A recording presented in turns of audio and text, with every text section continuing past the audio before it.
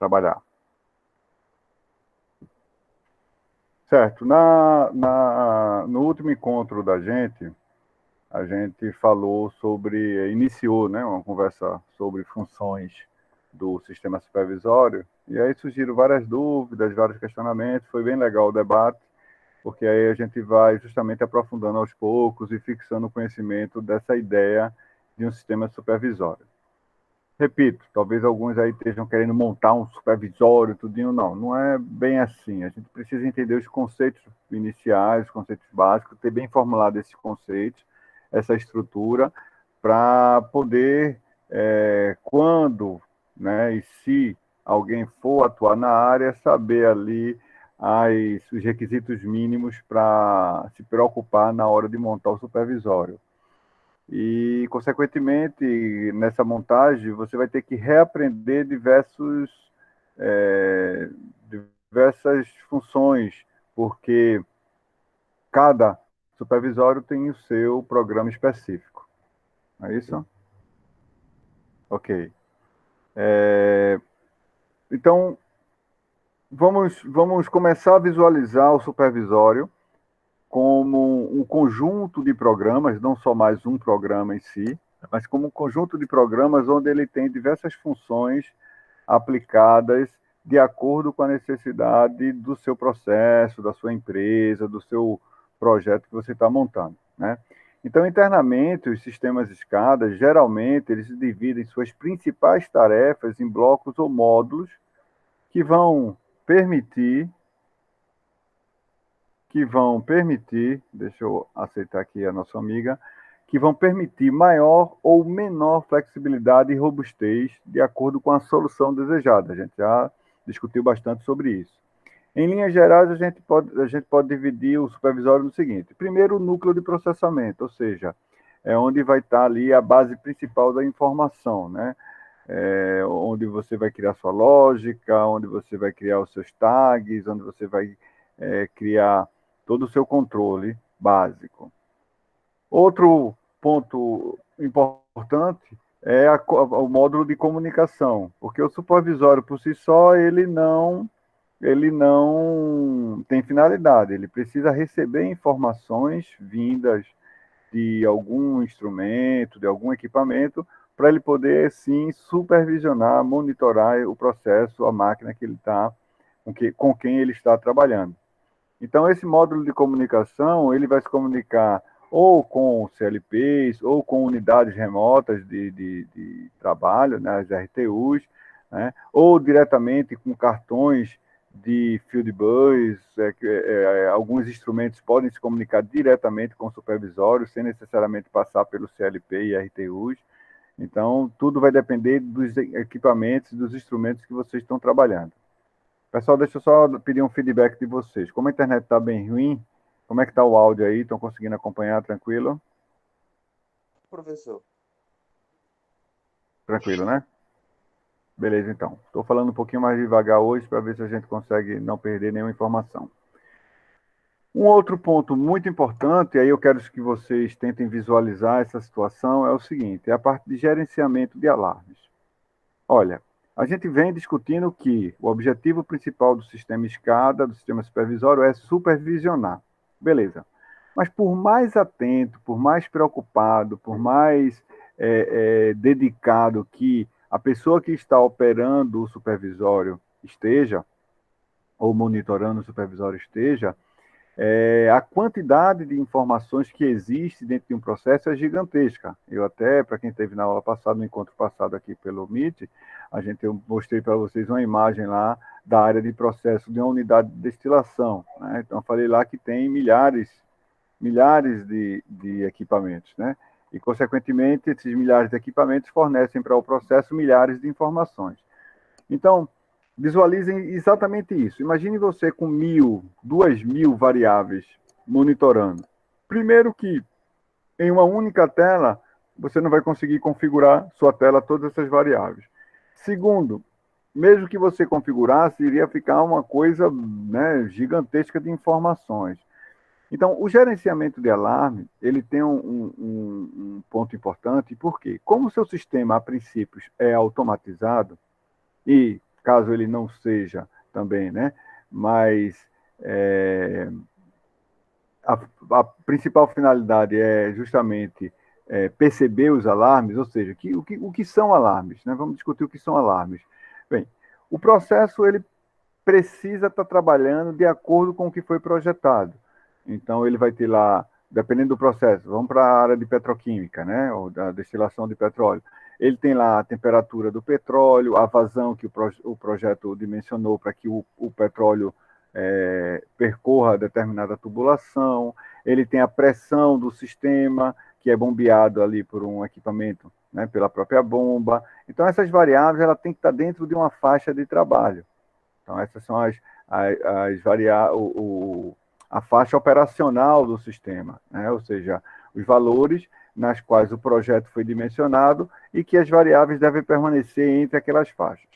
A partir do momento que essas variáveis, seja ela pressão, temperatura, seja ela qualquer variável que esteja sendo monitorada pelo sistema, a partir do momento que ela sai dessa faixa operacional, ela entra numa faixa crítica, né? Essa faixa crítica, podemos dividir ela em alguns níveis. Tem aquela parte inicial crítica, mas que não causa nenhum risco, risco de acidente de processo, né? Ele não causa nenhum risco de acidente de processo, mas, obviamente, ela não está dentro dos parâmetros operacionais. E tem a faixa crítica onde poderia ocorrer um acidente de processo, né? Ou seja, um transbordamento de um tanque, a despressurização rápida de um vaso,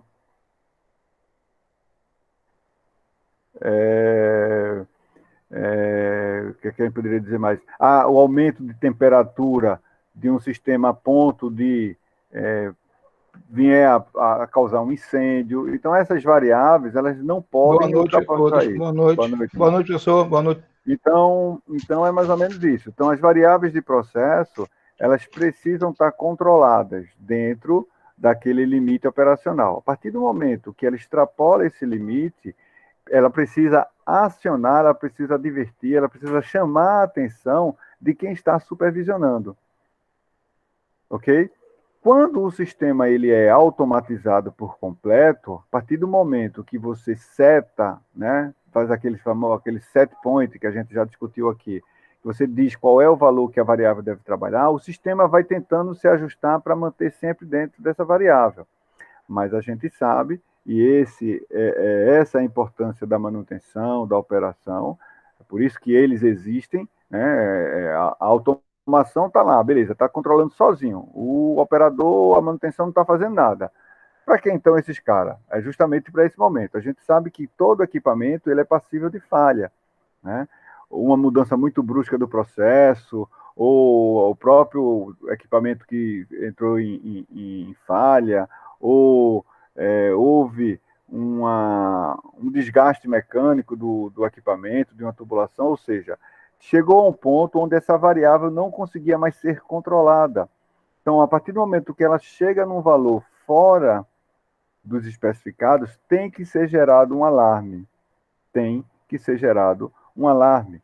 Por quê? Porque nesse momento, quem está monitorando, quem está supervisionando, vai tomar uma ação, seja ela remota, através do próprio supervisório, intervindo em alguns equipamentos, ou o próprio pessoal de campo, ou seja, aquele pessoal que está à disposição, próximo aos equipamentos, para intervir justamente nesses momentos. Todos conseguem compreender isso, pessoal? Alguma pergunta, alguma dúvida?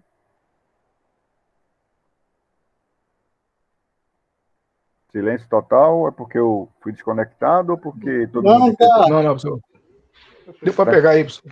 Tranquilo, né? Então, todo mundo entendeu a importância do gerenciamento de alarme, né? Esse gerenciamento de alarme, ele tem que ser bem feito, né? Bem estudado, bem projetado. Por quê? Porque percebe-se que se há uma grande constante de alarme, ou seja, constantemente está subindo alarmes que não são importantes, e isso pode ocorrer devido a uma má configuração do processo, né?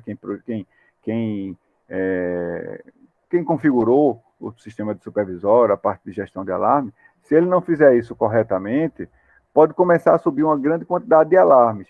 E aí percebe-se já, através de alguns estudos, que quando há uma avalanche de alarmes, como a gente chama, né, começa, digamos assim, começa a desacreditar nas informações que sobem, ou pior, quer dizer, não pior, né, mas pode acontecer também de subir um alarme de relevância importante, de fato, e pela grande quantidade de alarmes que vem subindo no sistema, passa despercebido, porque aí entra o ser humano na história, né? Você está lá monitorando, sobe um alarme, beleza, você olha o alarme, identifica e toma uma ação, massa. Sobe 5 alarmes, beleza, você vai lá, olha um, olha outro, beleza. Agora sobe 50 alarmes de uma vez só. É praticamente impossível você analisar todos, vai ter que ter, então, aí um grau de prioridade, vai ter que ter aí um grau de segurança, né, um processo de mitigação para que, caso você não perceba esse alarme, ou que você não tenha tempo de atuar, por estar atuando em outras variáveis, né, o sistema se proteja. Então, tem várias fases nessa configuração de alarmes, de segurança do processo. Mas a gestão de alarme, o gerenciamento de alarme é de extrema importância. E aí, como é que eu configuro ele? Simples. Eu defino os valores operacionais do sistema. Isso aí eu defino, eu falo assim, né? A equipe define qual é o valor operacional e a equipe subentende-se uma equipe multidisciplinar, com engenheiro mecânico, engenheiro químico, o cara que projetou, o cara da segurança, né, o cara de equipamento, ou seja, uma gama gigantesca de profissionais que estão envolvidos nesse processo. É definido ali as variáveis operacionais e também é definido as variáveis não operacionais, onde dali pode-se subir um alarme. Né? Variáveis de alarme. Então, digamos, vamos imaginar um tanque. Nesse tanque eu opero com ele em média a 70%. Beleza. Mas se esse tanque chegar a 90%, será que eu não estou subindo o nível a ponto de causar um transbordo? Então eu posso dar ali um alarme, por exemplo, a 85%. Quando dá 85%, sobe um alarme para mim, apenas para quem está monitorando, avisando, olha, subiu um alarme, o tanque tal está com 85% de nível. Beleza. O operador, a pessoa que está monitorando, supervisionando lá o sistema, vai tomar uma ação, ou seja, vai aumentar a vazão de saída, vai desligar a bomba que está abastecendo o tanque, vai interromper o processo por um momento, ou vai abrir uma drenagem do tanque, ou seja, ele vai tomar uma ação. Ok. Mas e se não for percebido? Ou seja, subiu uma avalanche de alarme, no meio desses alarmes estava lá a variável a 85%, o alarme indicando, ó, subiu, deu tanque 85%, mas tinha tanto alarme lá que o cara passou despercebido. Isso ocorre, infelizmente isso ocorre, é uma coisa normal, né? E aí o nível continua a subir. Então, quando ele chega no nível crítico, onde poderia ocorrer um acidente de processo, ou seja, uma perda da contenção primária, que seria, por exemplo, o líquido lá, o detergente lá sair do tanque, transbordar, ir para o chão, isso é um acidente, não deixa de ser um acidente, né? Houve perdas de materiais, então isso daí não pode ocorrer. Então, quando chega a um nível mais crítico, por exemplo, 95%, eu tenho um valor de alto nível, né? O que a gente chama de high, ou seja, o nível do tanque entrou em HH, ou high, né? Ou seja, alto. E esse alto, dentro da lógica de processo, dentro do controle de segurança, ele por si só, se for bem dimensionado, ele vai então desligar o processo para que evite o transbordamento. Então, algumas variáveis de processo que, caso elas sejam descontroladas, elas podem vir a parar o sistema totalmente para evitar um acidente. Outras variáveis, mesmo que esse nível vá subindo cada vez mais, mas que ela não gere nenhum risco, um risco que venha a causar um acidente, ela pode ir subindo, ela vai dar um nível, ela vai dar um alarme de valor alto ou de valor baixo, tá? Então, subtende-se aí valor alto e valor baixo, tá, pessoal? É fora dos limites operacionais. Então, ela pode dar lá um alarme, e esse alarme simplesmente ser apenas uma indicação, ó, tua temperatura lá aumentou. Ah, mas vai pegar fogo? Não. Se ela aumentar, a única coisa que vai acontecer é vai mudar a característica do produto na saída, mas não vai causar nenhum acidente, né? Vai só o produto sair ali com uma característica diferente. Então, eu eu não vou ter uma intervenção automática, não vou ter um controle automático caso essa temperatura suba demais a ponto de vir parar o sistema. Quem define isso? A equipe que está projetando o sistema. Mas é para que a gente entenda aqui agora que valores de alarmes altos e baixos, eles são valores que indicam que a variável está saindo do valor operacional. As variáveis que têm o alto-alto, ou seja, o HH ou o LL, o low-low, são aquelas variáveis críticas, ou seja, eu já cheguei no nível muito alto e aquela variável, se chegar nisso, vai prejudicar o sistema, causando um acidente. Então, ali eu tenho que fazer um intertravamento. Essa palavra é importante a gente lembrar dela. Um intertravamento, ou seja, a partir do momento que deu esse valor alto, acima, bem acima do valor operacional, o sistema tem que estar configurado, tem que estar automatizado para que ele venha parar o sistema, venha parar o processo, ok? Então, isso é interessante a gente fixar essa ideia, porque vocês podem se deparar com essas variáveis aí pelo processo, tanto a nível de manutenção, quanto a nível operacional, quanto a nível de gestão. Um outro módulo que se possui dentro do sistema de SCADA é o banco de dados, ou seja, ali onde eu vou ter o armazenamento dos dados que estão sendo lidos pelas variáveis, né? Estão sendo lidos pelos instrumentos, né? A gente já viu também, falamos na aula passada, que cada instrumento, cada equipamento recebe um endereço, recebe um nome único e exclusivo dentro daquele processo. E isso a gente chama de tag, né? O tag, cada um chama do jeito que quiser, mas é esse TAG aí, certo? Essa tag vai ser justamente o nome dado ao equipamento, dado ao instrumento. Então, esse banco de dados existe para que eu consiga salvar, armazenar essas informações que estão sendo monitoradas durante o funcionamento do sistema. O histórico ou o trend, ele é em conjunto com a base de dados, né? Então, o que acontece? Eu preciso consultar, por exemplo, como variou a temperatura de um forno. Eu quero fazer uma consulta do mês de janeiro a novembro de 2020. Então, através desse histórico, eu consigo traçar todos os valores dessa temperatura e montar um gráfico, montar um trend que diz para mim como se comportou aquela variável, se ela ficou subindo e descendo muito, com muita oscilação, ou se ela ficou constante. Então, através dessas informações, a gente consegue compreender como o seu sistema está funcionando.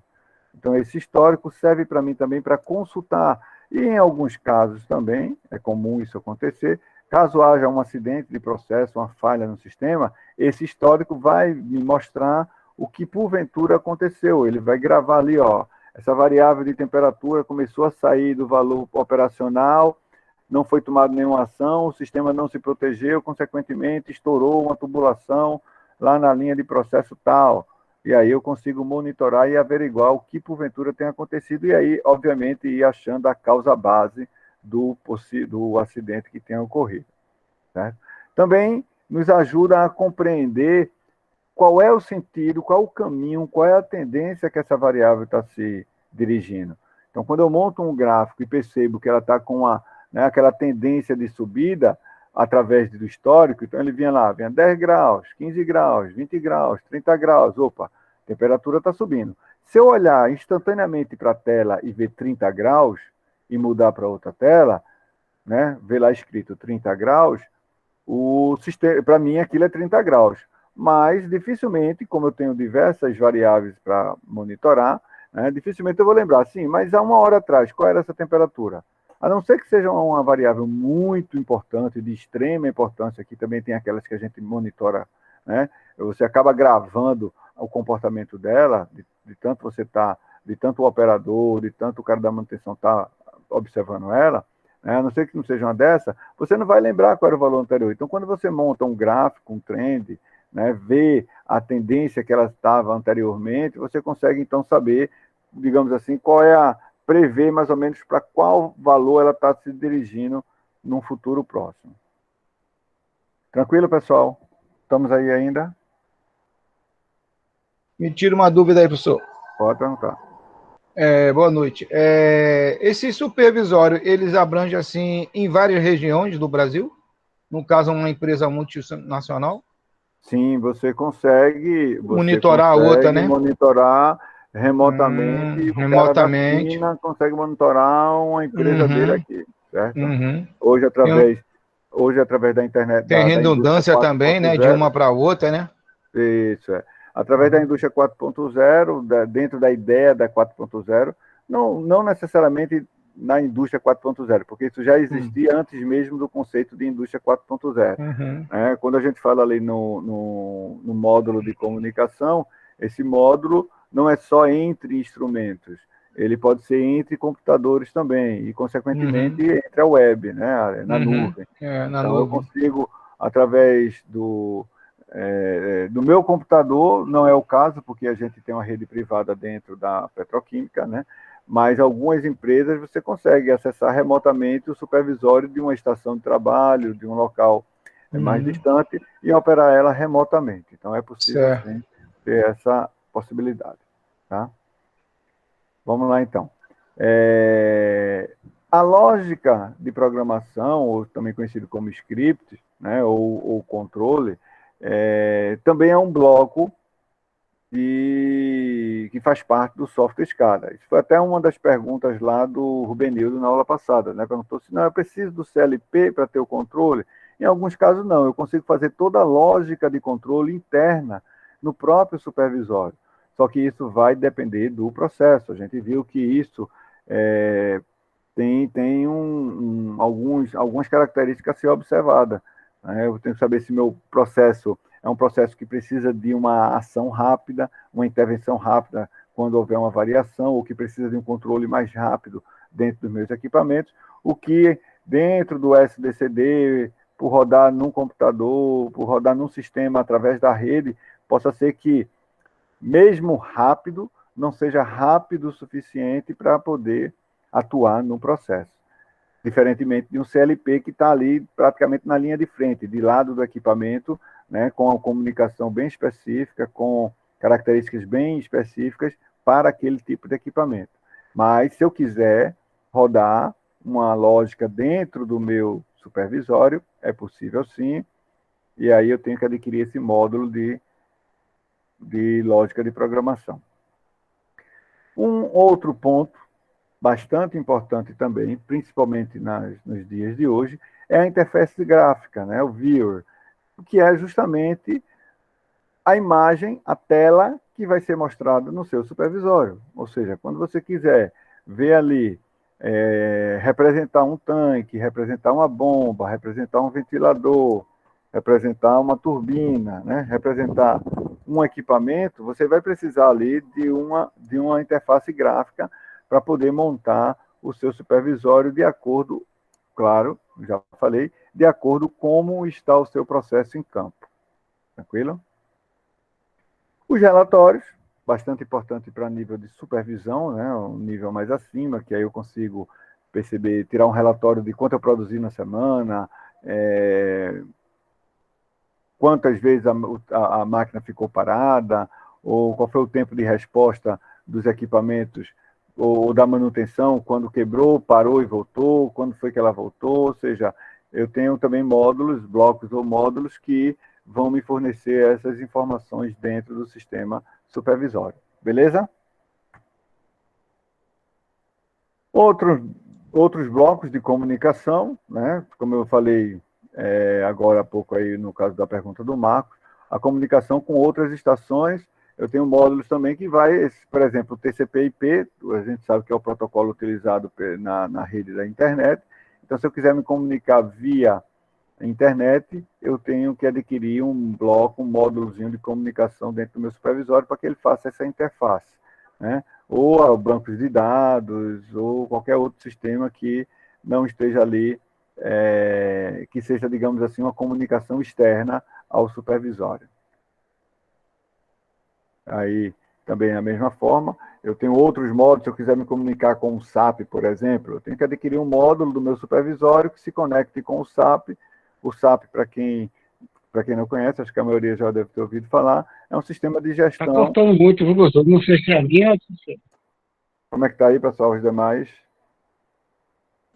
Eu acho que é a sua, Rubrilho. Aqui tá bem. Tranquilo, né? Beleza, então.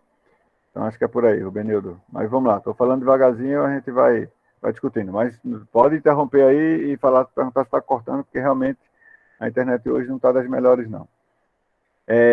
Então, assim, eu tenho sistemas de gestão, né? O ERP, a parte de recursos da empresa, a parte do próprio controle de gestão, o SAP em si, né? Como mais específico. Eu, particularmente, realmente só conheço o SAP, né, porque é o que nós trabalhamos lá, mas eu consigo fazer essa ligação entre o SAP e o sistema supervisório. Não é toda empresa que faz isso, tá? Mas é possível ter essa conexão. Entre outros módulos que aí são características de cada fabricante. Para quem deu uma pesquisada boa no sistema de supervisório, quando apresentaram lá alguns modelos, né, quem deu uma detalhada, quem não deu, volte lá no que você apresentou e dê uma olhada de novo. E veja quais são os módulos que eles possuem. Né? Alguns já vêm do pacote completo, beleza. Mas aí você vai pagar pelo preço do pacote completo. Outros, eles conseguem modular para você. Então, você vai pagar proporcional àquilo que você está utilizando. Então, você tem que ver, quando eu pedir para vocês, ver justamente a flexibilidade do software. Porque alguns você paga caro e usa só uma parte dele. Outros, você compra só uma parte, mas se quiser ampliar, não tem como ampliar. Então, você tem que pensar também em como vai utilizar o seu sistema em escada, se vai ser necessário ter uma ampliação futura, se é possível esse software permitir essa ampliação futura, né? Verificar também questões de garantia, ou seja, a parte de suporte, porque nem sempre ele é um software simples, é um software fácil, você precisa muitas das vezes ter o suporte do fabricante, porque vai precisar instalar um drive, vai precisar instalar uma DLL que não está no seu sistema operacional, vai precisar configurar em qual sistema operacional você vai utilizar e assim por diante. Falando em sistema operacional, pessoal, um sistema operacional, um dos mais utilizados é o Windows mesmo. Né? Apesar da gente ter aí o Linux, versões gratuitas, mas muitos sistemas SCADA roda sobre a plataforma Windows, porque aí ele já tem vários protocolos, várias drives, vários recursos que facilitam essa, digamos assim, essa compatibilidade com o software dos sistemas SCADA. Então, tem essa questão aí. E aquilo que a gente já falou, né? Eu acho que a gente já falou em uma dessas aulas da vida aí. Obviamente que todo mundo em casa a maioria tem um sistema Windows. Então, o cara já sabe mexer. Então, a própria empresa não vai perder tempo em instalar um Linux, contratar um cara especialista em Linux para se preocupar com, não. O Windows, hoje quase todo mundo mexe, já dá para desenrolar alguma coisa. Agora, claro que eu preciso de um profissional habilitado, pelo menos com a certificação Microsoft, para poder resolver, de fato, os problemas que podem vir a ocorrer. O outro detalhe importante também é o seguinte, depois de pronto, e aí é a parte, digamos assim, triste, né? Você fez lá, configurou tudinho, deixou tudo redondo, funcionando beleza, a máquina está redonda, funcionando tudo certinho, pronto, acabou o seu trabalho. Né? Dificilmente, só se vier a dar um problema de hardware, e aí você precisar reconfigurar. Mas depois de o software configurado, não vai ter mais problema. Então, e outra, a dificuldade de se alterar isso depois do sistema estar operacional é gigantesca, porque você não vai parar o sistema só para atualizar o software. A empresa está produzindo. Então, ela, não, para aí um pouquinho que eu vou trocar aqui a tela, vou mudar o botãozinho de azul para verde, não sei o que, tá, né? A não ser que seja um problema que esteja prejudicando na produção, não sendo, dificilmente você vai parar para poder reconfigurar ou montar de novo. Por que isso? porque corre o risco de, em operação, caso você faça alguma alteração, você corre o risco de vir a ter uma interferência no processo, e aí você pode causar um problema maior. Então, tem alguns cuidados a serem tomados. Alguns softwares são mais flexíveis a essas atualizações, outros não, mas isso depende de cada fabricante. Ok?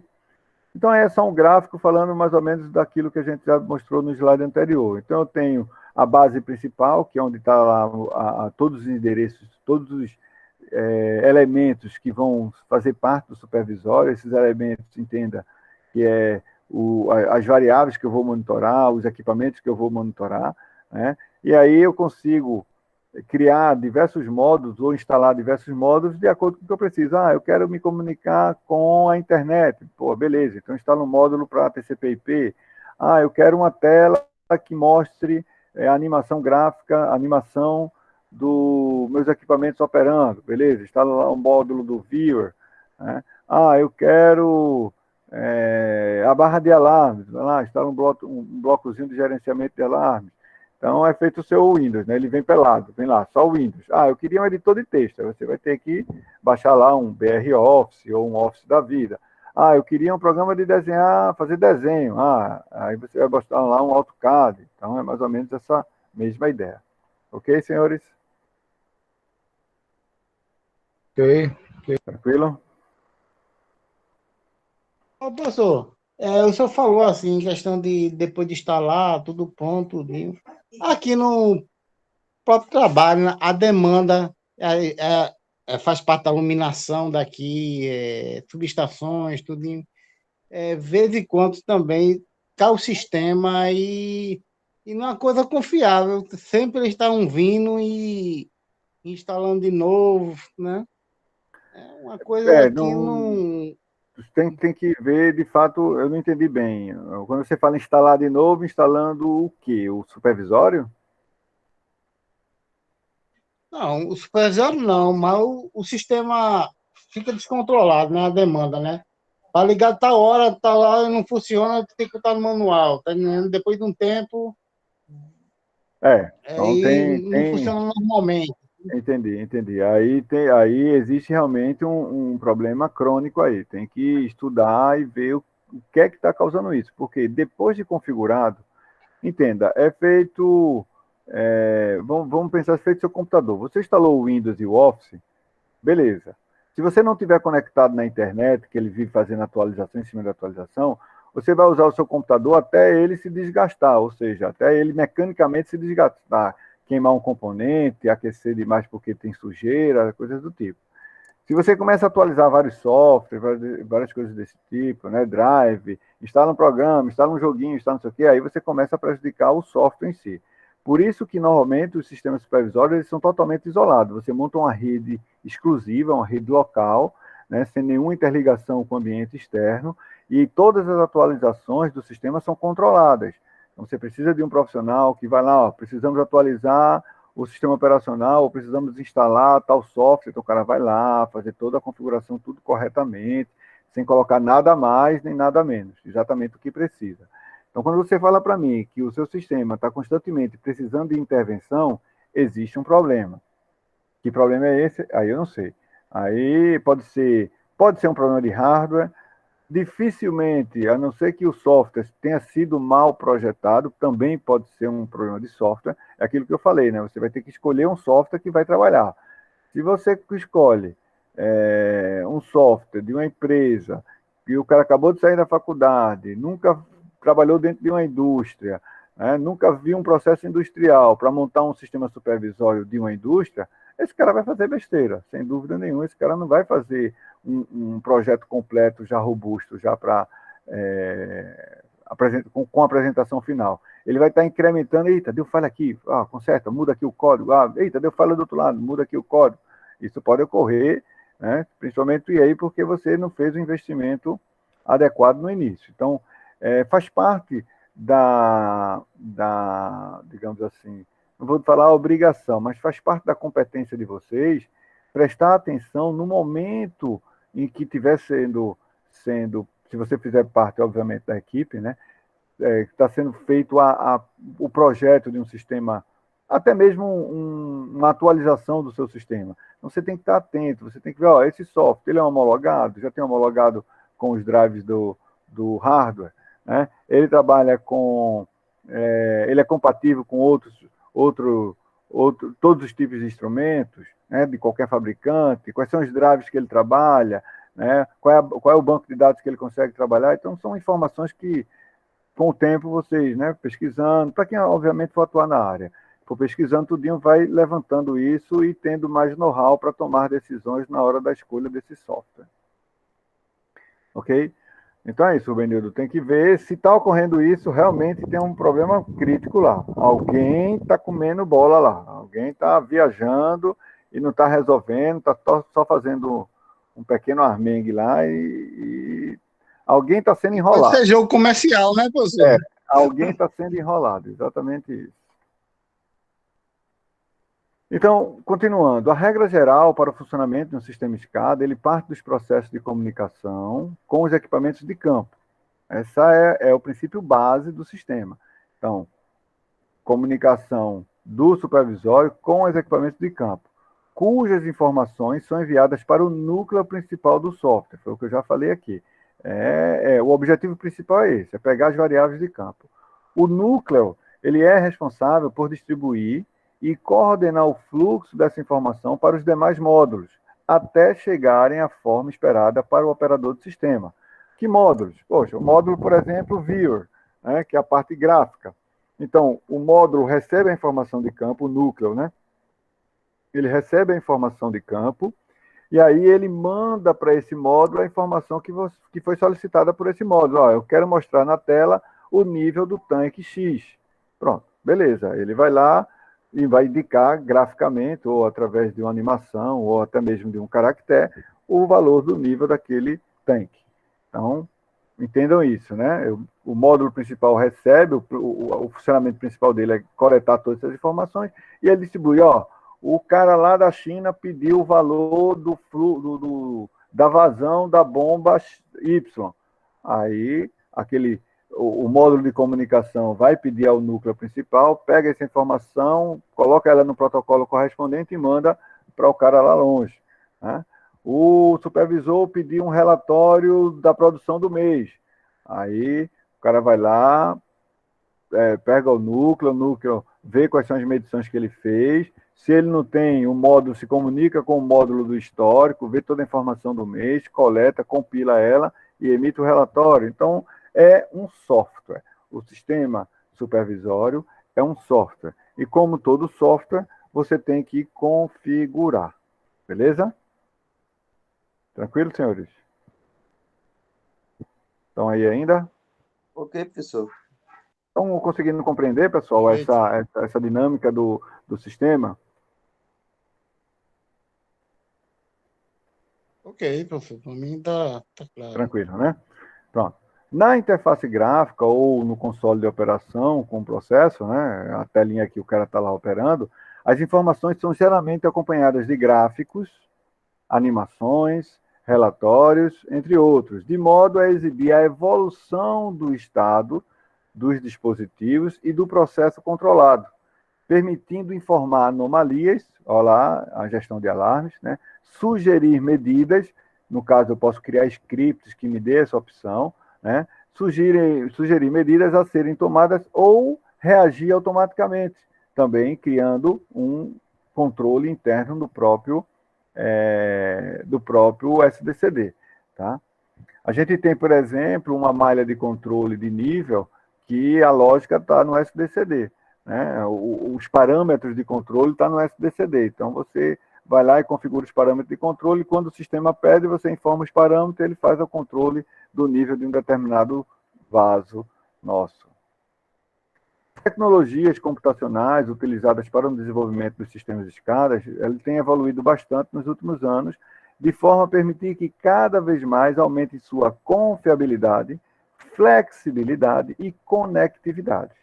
Então, isso é um ponto importante. Como eu disse, depois de pronto, tem que funcionar.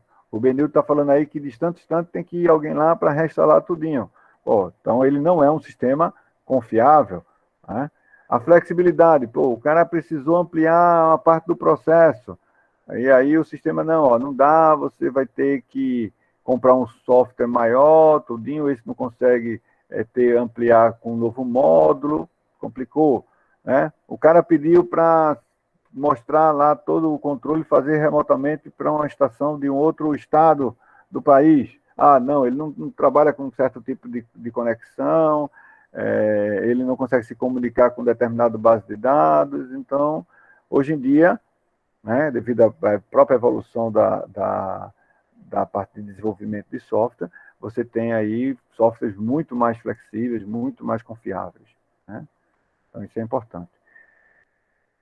Então, senhores, isso seria, né, só um recortezinho de uma tela de supervisório, onde eu tenho aí um vaso, válvulas. Então, esses desenhos, com o tempo, vocês vão se acostumando a observar, né? Eu tenho um tanque, eu tenho um indicador de nível, eu tenho ali um indicador de temperatura, e eu tenho uma parte gráfica, né? Eu tenho um gráficozinho onde mostra para mim um trend, ou seja, como... Então, aqui ele vai mostrando como a variável pode estar se comportando, né, ao longo do tempo, né? Então, o nível de um determinado tanque. Aí você tem, às vezes, você às vezes tem sistemas que tem, no mesmo gráfico, diversas variáveis sendo medidas. Então, você consegue acompanhar a relação que tem uma com a outra, se você está trabalhando no mesmo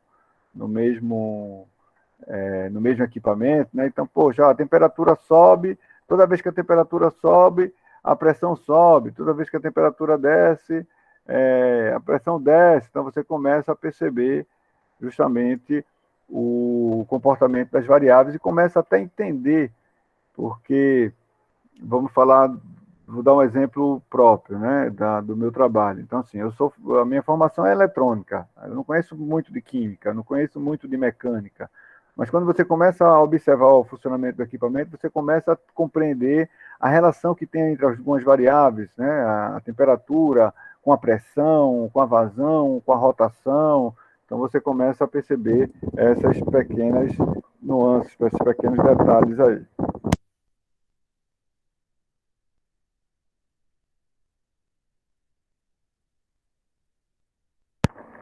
Beleza, pessoal? Vamos lá. Então, falando especificamente do módulo de apresentação gráfica, esse daí eu considero um ponto importante. Tem muito da criatividade e do detalhismo nesse ponto, né? A gente, às vezes, precisa representar de uma forma bem, digamos assim, bem inteligente, bem semelhante ao que o processo nos fornece. Então, vejamos. Esse módulo ele fornece uma representação gráfica geral da planta em substituição aos painéis sinóticos tradicionais, que eram aqueles painéis grandão, que eu já mostrei algumas fotos aqui, com luz, tudo, ou seja, eu jogo agora numa tela de um computador. Cada sinótico, né, representa, cada telinha agora, né, chamada de sinótico, ele representa uma área do processo e também pode ser com um certo nível de detalhe. Esse é um ponto interessante. Por quê? Como eu falei para vocês, eu tenho um processo que tem milhares de variáveis. Poxa, eu não vou conseguir botar isso tudo numa tela. Então, eu posso dividir em telas de acordo com cada parte do processo, de acordo com cada fase do processo. Então, é interessante isso, a gente ter essa subdivisão. Por quê? Porque aí eu consigo entrar mais num detalhe. Eu quero saber qual é as variáveis e ver na tela as variáveis desse permutador, desse trocador de calor. Então, eu consigo criar uma tela, vou ter que criar, obviamente, uma tela específica para aquele permutador, para aquele trocador de calor. Então, essas telas vão ter essa função de mostrar graficamente, né, de você ter um visual do seu equipamento, por onde entra, como esse exemplo anterior aqui, né? Aí eu tenho aqui a entrada, eu tenho a saída, eu tenho a parte superior do vaso, eu tenho um dreno, eu tenho uma linha de injeção de produtos químicos, ou seja, eu enxergo o equipamento como se fosse no campo. Então, ele aqui está representando as conexões que existem no campo. Para se obter uma visão mais detalhada de uma determinada área, pode-se recorrer a um novo sinótico, como eu falei, uma nova tela com aqueles detalhes. Há um sinótico de hierarquia inferior, ou a uma visão de uma outra camada de meio sinótico, né, um sistema multilayer. O que ele quer dizer com isso daqui? Aquela ideia de eu subdividir, né? Se você olhar, por exemplo, um índice de um livro, você tem lá o título, o subtítulo, aí tem né, o texto 1, o texto 2. Vamos pensar isso em tela. Eu tenho uma tela principal, eu tenho uma tela secundária. Dentro dessa tela secundária, eu tenho diversas telas falando daquele processo com mais detalhes. Então, a gente vai montar isso, pessoal.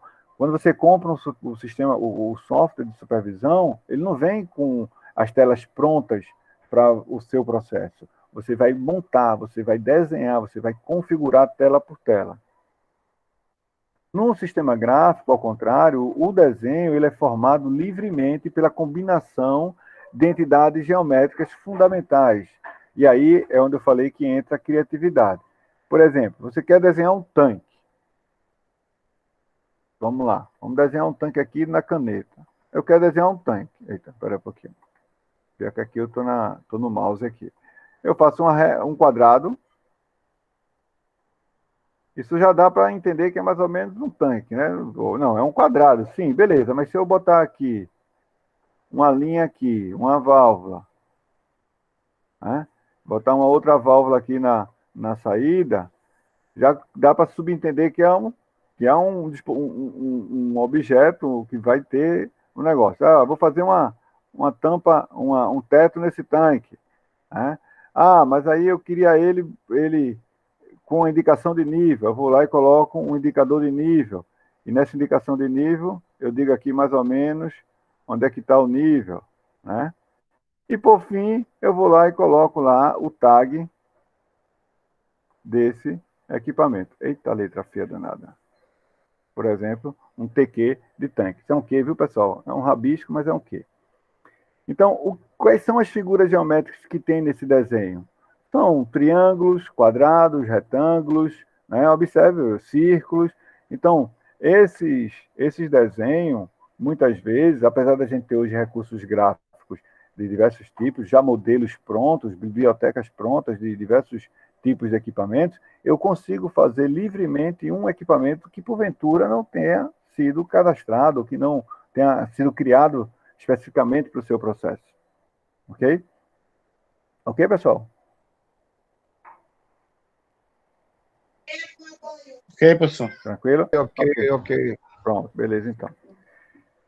Após definido, os símbolos são armazenados numa biblioteca, ou seja, eu desenhei.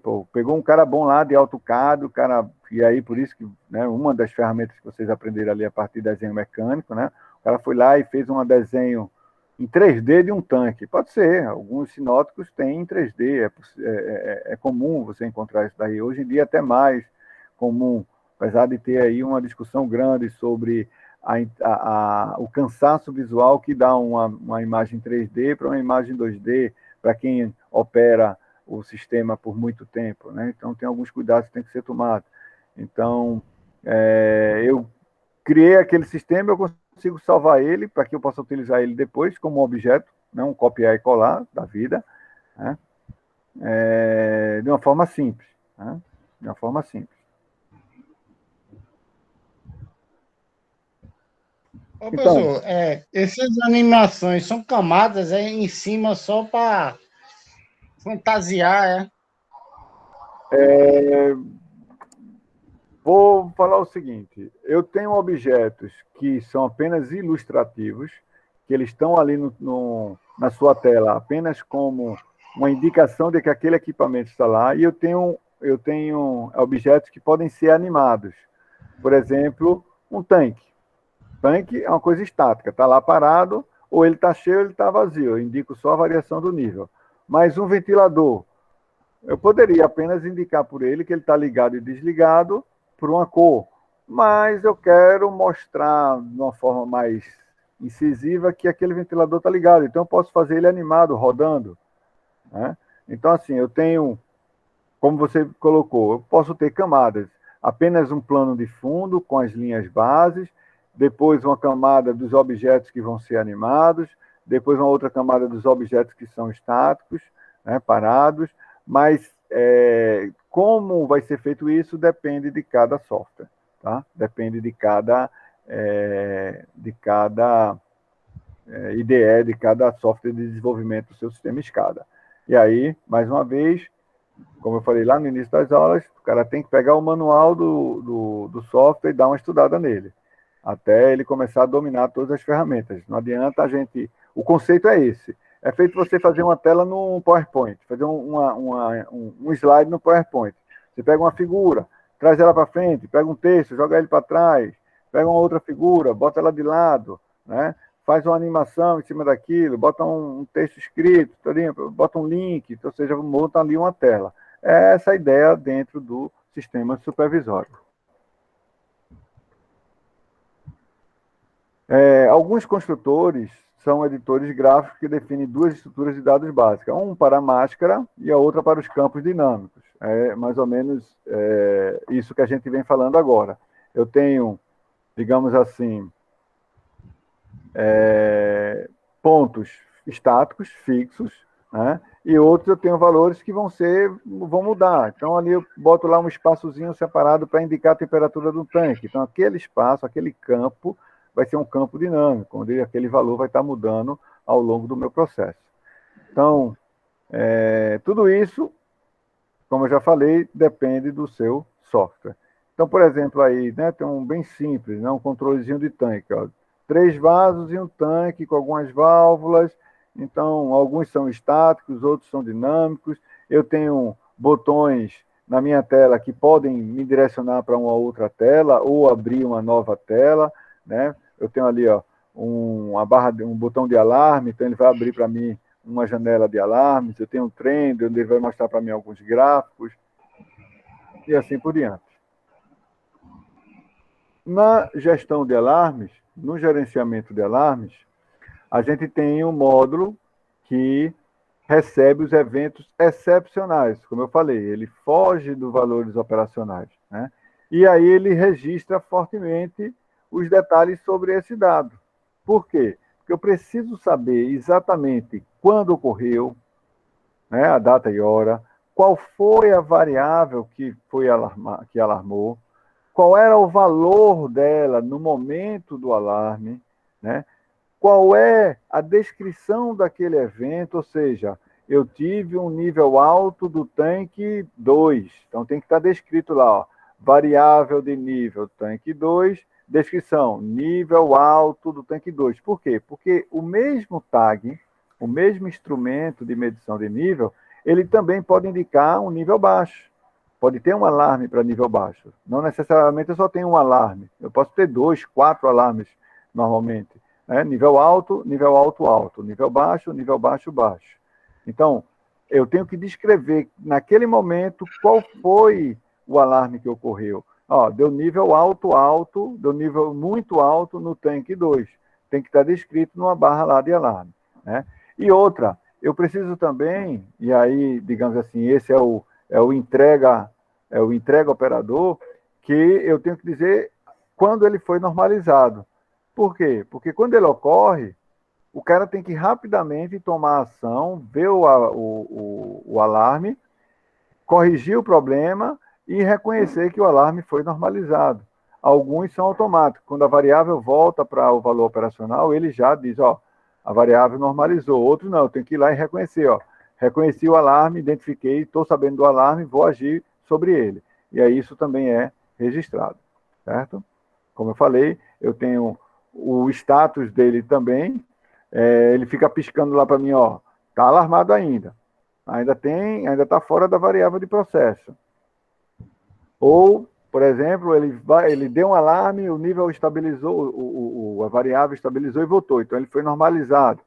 Ou diz, ó, o alarme está existindo, ainda está fora a variável, mas eu já sei disso, reconheci, vou tomar uma ação.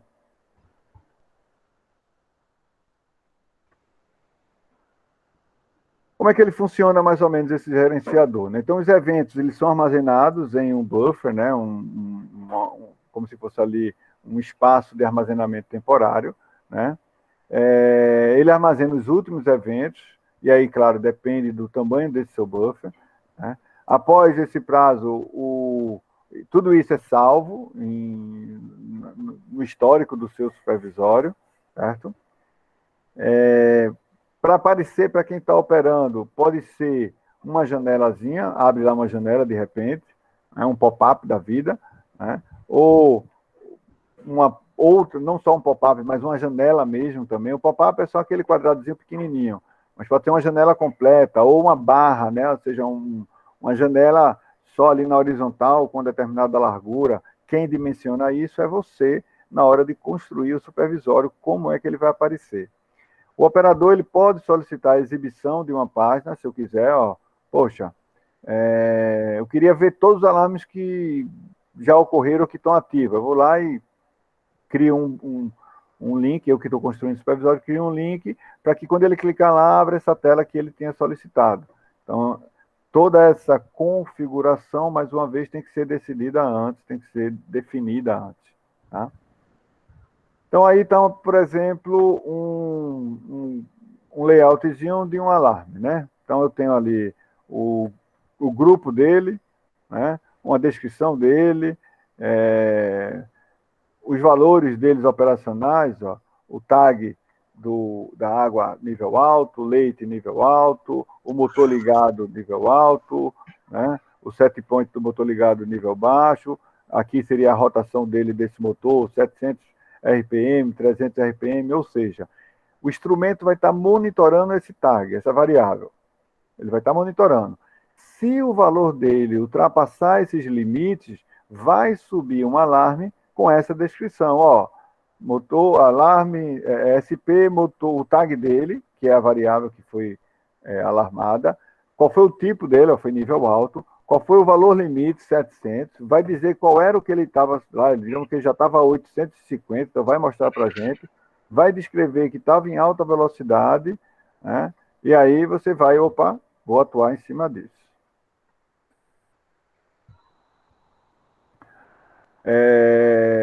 Então, ali foi a configuração, isso aqui foi a configuração dos ajustes de alarme num determinado tipo de programa para criar a gestão de alarme. Aqui é, por exemplo, o pop-upzinho que pode aparecer para o cara. Diz, ó, alarme ocorreu dia 4 do 4/96, às 10 horas, o tag do instrumento foi o PIC 200 e ele deu pressão alta no sistema de caldeira. Pronto, essa é uma forma. Poderíamos dizer que faltou o que aqui? Qual foi o valor da pressão medida nesse momento, né? Poderia dizer, ó, deu pressão alta, sim, mas qual foi a pressão que estava? Qual é o limite que estava? Porque poderia ser assim, ó, a pressão alta é 200 e estava em 201. Deu alarme, não deu? Deu alarme. Mas não está tão desesperado assim. Foi um alarme, tenho que atuar, mas imagina, não, é 200 e deu 400. Aí não, aí o bicho está pegando. Então é bom, às vezes, ter mais informações para que o operador, para que quem está monitorando possa tomar uma decisão mais rápida. Então, quando esse alarme ocorre, tem também outras formas de avisar o caboclo lá que está monitorando, né? Eu posso botar uma buzina, um apito, uma música, né? No alto-falantezinho lá e ficar apitando com determinada frequência, certo? E aí o cara tem que ir lá e dizer, opa, beleza, reconheci, estou sabendo do alarme, vou tomar ação devida. Quando eu reconheço Eu vou fazer uma pergunta. Claro. Existe também momento do alarme falso, né? Na construção desses alarmes, porque minha responsabilidade todinha está em cima dos, vamos falar em sensor, né? Sensor ou algum componente que vai dar o sinal para o supervisório. Ele pode ser o único ou ele pode ser paralelo para não dar erro. Pode acontecer isso também? Ó, nessa configuração, né, que a gente falou ali, observe que aqui eu falei de um sistema como um todo, e dentro desse sistema eu criei vários instrumentos, né, esse grupo, né, é como se fosse assim, ó, é a linha de sorvete, é a linha de produção de sorvete. Ali eu estou me preocupando com a água, com o leite e com o agitador, que é o motorzinho do agitador, né, ou do soprador. Beleza. Só que o que você falou aí, infelizmente ocorre. Você tem alguns instrumentos, por exemplo, que ele pode entrar em falha. E quando ele entra em falha, o instrumento físico, tem que ser informado também no supervisório que aquele instrumento entrou em falha, para que quem está monitorando perceba, ó, o instrumento tal entrou em falha, precisamos acionar a manutenção. Outras coisas que às vezes ocorrem, dependendo da configuração da rede, pode ser o chamado falha de comunicação. Ele, por uma vibração, por um desgaste mecânico, por um rompimento do fio, coisa desse tipo, ele perde a comunicação. O instrumento está medindo, está funcionando, mas ele não está conseguindo mandar a informação para o supervisório. Então, isso é um outro problema, que também é interessante subir essa informação para a barra de alarme para que a pessoa consiga monitorar. Então, tudo isso vai depender de como foi construído o seu sistema. Não adianta. É tudo parte da premissa disso. Ó, o cara diz lá no início, eu quero isso. Aí você vai construir de acordo com o que o seu cliente quer. Ok? Beleza, senhores? Estão aí ainda? Tudo certo, professor. Então, Beleza, então. Já vamos ver quem é que está aqui ainda, que eu já vou botar aqui o link da chamada e vou continuar aqui para a gente daqui a pouco terminar. Mais 10 minutinhos. Vou falar só desse trem daqui para a gente concluir. Já são 9h10. Mais um tempinho para a gente concluir aqui. Beleza? Respondam lá a chamada já. Daqui a pouco a gente conclui. No registrador de tendência, pessoal, particularmente eu acho interessante esse módulo, porque ele me mostra para qual caminho está sendo direcionado o meu processo, né? Ele vai mostrar para mim um gráfico indicando qual é o sentido que aquela variável está se encaminhando. E ali eu posso tomar uma ação antes mesmo dela chegar num valor fora do valor operacional, né? Ó, o nível está subindo, ainda no meu nível alto de sopa, beleza. Então eu vou cuidar para que o nível se estabilize. Aí eu tomo já uma ação para isso, certo? Então, o registrador de tendência, ele desenha um gráfico de tendência de uma dada variável, geralmente analógica, é o que faz mais sentido, né? Porque é aquela que vai estar mudando numa faixa de valores durante o tempo, né? Esse gráfico de tendência, ele pode ter normalmente diversas... quando ele fala em penas aqui, ele está sendo bem específico daquele termo que é utilizado até no desenho de AutoCAD, né? Você desenha o tamanho da linha, a espessura, a cor. Então, assim, você pode definir isso também na maioria dos seus gráficos, mas o que é importante fixar aqui é que ele vai justamente desenhar o comportamento dessa variável. Tá? Outras configurações são feitas dentro disso. Você pode dizer, ó, eu quero que esse gráfico faça apenas um desenho, pegue o valor da variável a cada 1 minuto. Aí pega 1 minuto, marca o ponto. Daqui a 1 minuto ele marca outro ponto e traça a reta.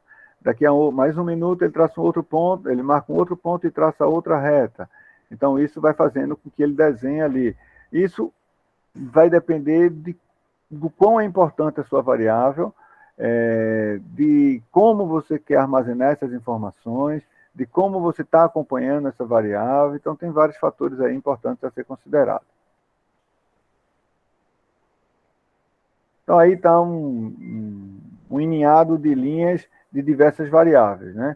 Então, ó, ele vai pegando de tempo em tempo ali, ele vai marcando o valor das variáveis e vai desenhando. Então, aí você consegue acompanhar, né? Então, você quando observa... Então, você tem aqui o gráficozinho azul aqui, ó. Ele vem de boa, estável, daqui a pouco ele dá um pico superior, dá uma descida e começa a subir. Começa a subir, subir, subir. Chegou num determinado valor lá em cima, ele despenca.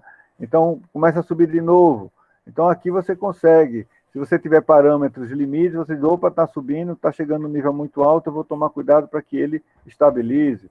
Então, esses gráficos são importantes para você analisar o comportamento da sua variável. E... bem, o detalhe é que, como você tem uma tela do computador, você jogar isso numa tela única, você vai sobrepor as imagens que estão atrás. Essa janela pode esconder algumas imagens que estão atrás. Então, tem que tomar muito cuidado na hora de configurar o tamanho desses gráficos no seu supervisório, né?